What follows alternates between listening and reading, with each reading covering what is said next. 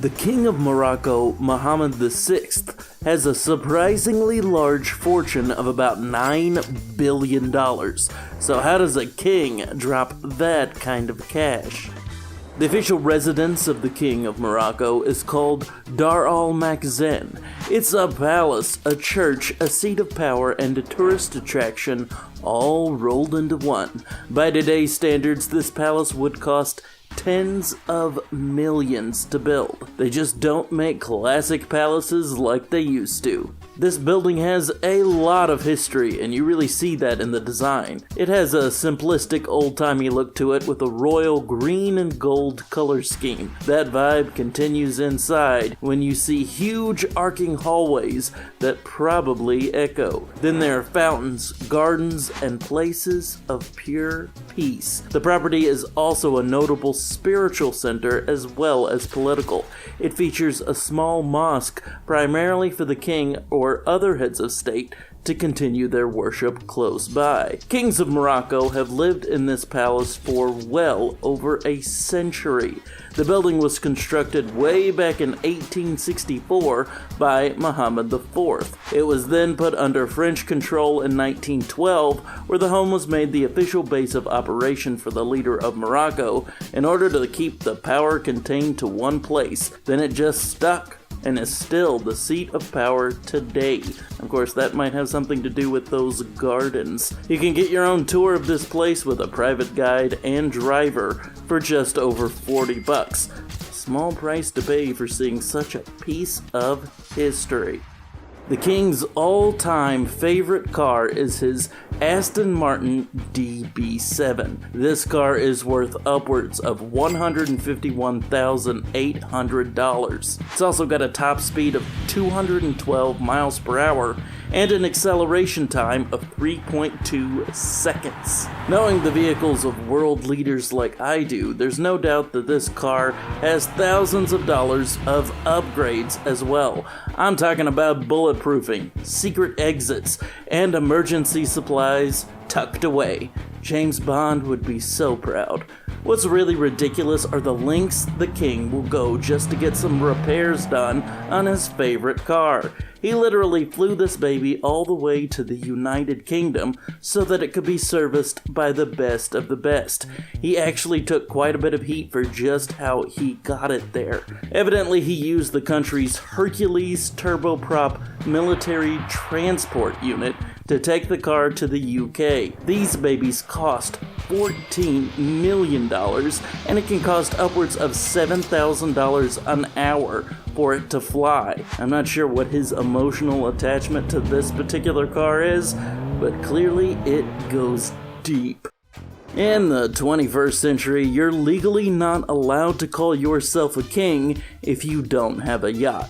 Probably. As you might suspect, the King of Morocco sails around on one of the most elegant sailing yachts I've ever seen, one that is worth over $100 million. Initially, this prized beauty was called Sybaris, but once the king scored it for himself, he renamed it the Badis I.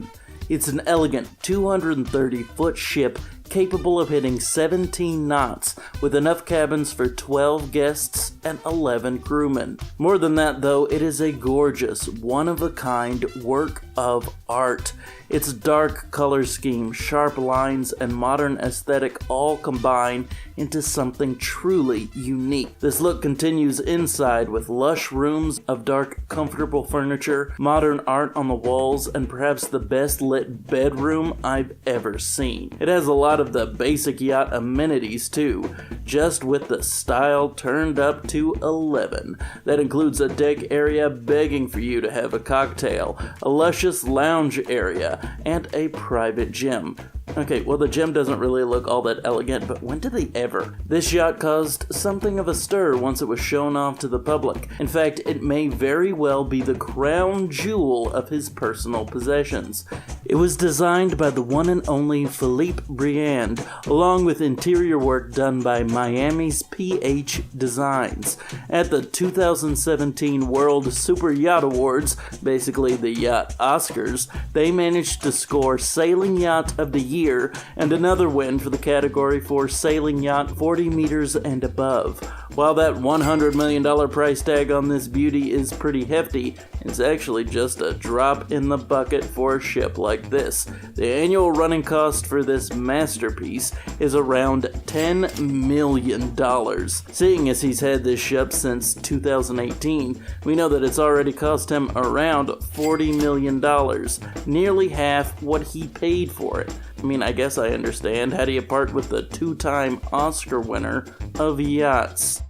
Naturally, you can't expect a king to fly around with normal people. Getting to skip security and baggage claim is probably one of the best perks about kingly life. The King of Morocco purchased a royal-worthy Boeing 737 BBJ. This is not some tiny cigarette-looking private plane either. It's a big aircraft that is capable of holding over 63 seats. That's because it's basically the same as a standard commercial 737, but transformed for the private market. They took a great deal of the seats. A typical Boeing 737 holds around 189. Then they traded them out for some comfy, cozy couches, dim, nap-worthy lighting, and a bedroom that looks nicer than many 5-star accommodations that I've seen. Instead of those little bitty TVs they force on the rest of us, the king has his own flat screen. Hopefully he's at least watched Casablanca once on that baby. Considering it's the most famous movie set in Morocco, hopefully it's a favorite of his as well. It's also got more than enough power, capable of hitting 473 knots or 500 miles per hour. As you might expect, the price is pretty wild. They can go for upwards of $71 million. While this is a drop in the bucket compared to many of the most expensive private planes in the world, Air Force One and its $660 million budget come to mind, it is still on the expensive side. For instance, you can snatch a private plane for under $10 million, so the king definitely went big. Of course, you wouldn't expect him to find a bargain private plane. It seems like being a head of state is like 60% running a country and 40% basically being a royal Kardashian. Parties, events, and gossip lead the lives of the Moroccan king and his entire family. Perhaps the biggest event the Moroccan king has to deal with is Throne Day. This is the celebration of the ascension of Muhammad V to the throne. That, of course, meant the king was on deck for speeches, official dinners, and more. It's never been easy to be the main event. This kind of lifestyle is just as much a part of his children's lives as well. For instance, his daughter has become quite the socialite. She has been spotted at Paris Fashion Week, the launch for her Open Ever magazine, and a party for the New York Times. Being spotted at these popular international events is not only great because they each cost thousands if not millions to throw, but because they conflict with this idea that Morocco is an old-fashioned or out-of-date nation. Perhaps a fresh injection of youth and energy is exactly what's needed.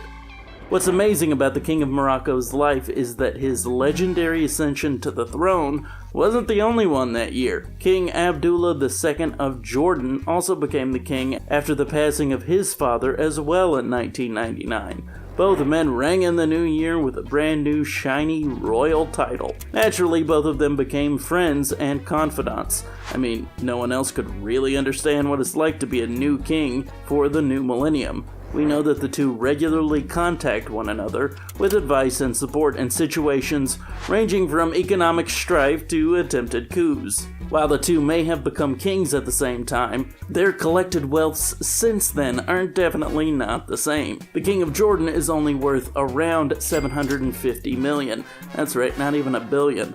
I imagine that probably makes their friendship a little awkward at times. The two frequently make trips to each other's homes. In this case, it would be the King of Jordan's enormous palace.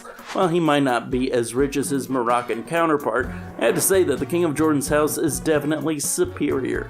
It is stately, elegant, and is just a lot easier on the eyes. Still though, I kind of hope they play Fortnite or something together. The Kings of 99 would be such a tag team. As much as Morocco's king loves to spend in style, he's got nothing on the king of Saudi Arabia's $18 billion. Few do.